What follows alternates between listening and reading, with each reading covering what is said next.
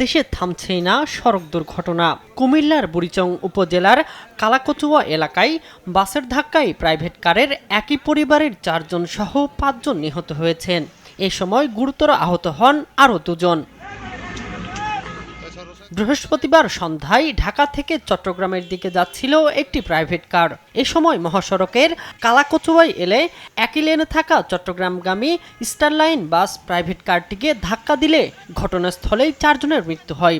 আহতদের উদ্ধার করে কুমিল্লা মেডিকেল কলেজ হাসপাতালে নেওয়া হলে আরও 1 জনের মৃত্যু হয়। বিষয়টি নিশ্চিত করে ময়নামতি হাইওয়ে থানার ওসি আব্দুল মমিন জানান, দুর্ঘটনার পরপরই পুলিশ ও ফায়ার সার্ভিস ঘটনাস্থলে গিয়ে উদ্ধার কার্যক্রম শুরু করে। ওরা এখান থেকে ঢাকার উদ্দেশ্যে রওনা দিছে। তারপরে ওরা মেইন রাস্তাতে আসার সাথে সাথে পিছন দিক থেকে এই আপনার স্টার লাইন নন এসি গাড়ি দ্রুতগতিতে বেপরোয়াভাবে এসে তাদেরকে একদম পিষে ফেলছে। ওইখানে তারা এক্সপার্ট ডেট। আর হ্যাঁ, আমার তার মধ্যে ছিল আমার ভগ্নিপতি ছিল, আমার বোন ছিল, আমার বাগিনা ছিল। মোট 4 জন একই পরিবারের এই তাজা প্রাণগুলো আলেম ড্রাইভার আর 1 জন আহত অবস্থায় হসপিটালে আছে। এরা সবাই একসাথে শেষ। জামালউদ্দিন। নিহতদের মধ্যে 4 জন নোয়াখালীর সোনাইমুড়ি উপজেলার ছাতারপাইয়া এলাকার বাসিন্দা।